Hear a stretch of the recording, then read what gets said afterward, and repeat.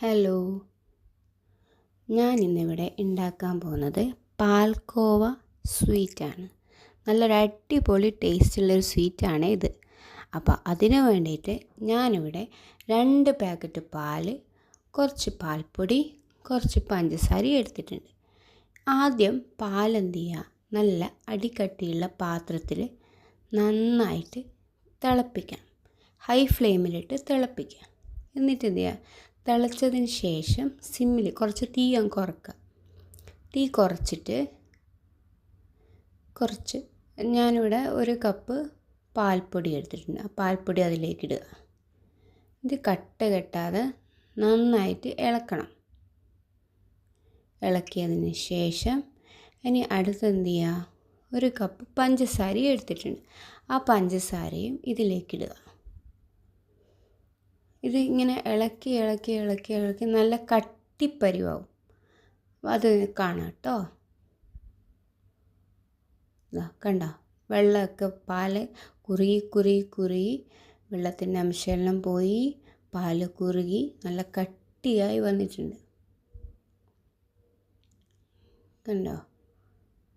ഇതെന്ത് ചെയ്യണം, ഇനി ഈ കട്ടിയുള്ള ഈ ഒരു പരുവത്തിൽ കുറച്ച് നെയ്യ് ഒഴിക്കുക.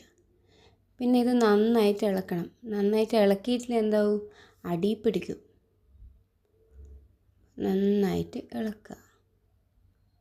നന്നായിട്ട് ഇളക്കി അടി പിടിക്കാതെ കണ്ടിന്യൂസ് ഇളക്കിക്കൊണ്ടേയിരിക്കണം. കണ്ടോ, പിന്നെയും വറ്റി കുറി നല്ല കട്ടിപ്പരുവായി വന്നിട്ടുണ്ടോ, കട്ടിപ്പരുവായി വന്നുണ്ടോ.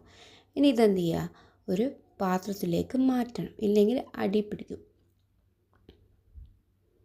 പാത്രത്തിലേക്ക് മാറ്റുക. എന്നിട്ട് കുറച്ച് അണ്ടിപ്പരിപ്പും ബദാമും മുറിച്ച് വെക്കുക. എന്നിട്ട് ഇത് കയ്യിൽ കുറച്ച് ബട്ടറോ അല്ലെങ്കിൽ നെയ്യോ ആക്കിയിട്ട് നല്ല ഉരുട്ടിയാക്കി നല്ല ഷേപ്പിൽ പരത്തിയിട്ട് എന്നിട്ട് നടുക്ക് അണ്ടിപ്പരിപ്പോ ബദാമോ നടുക്ക് വെക്കുക.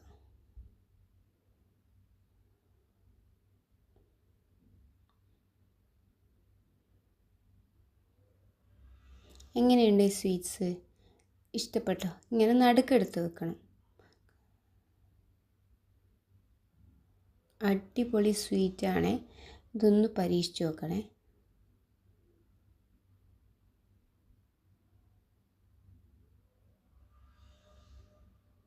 By, see you.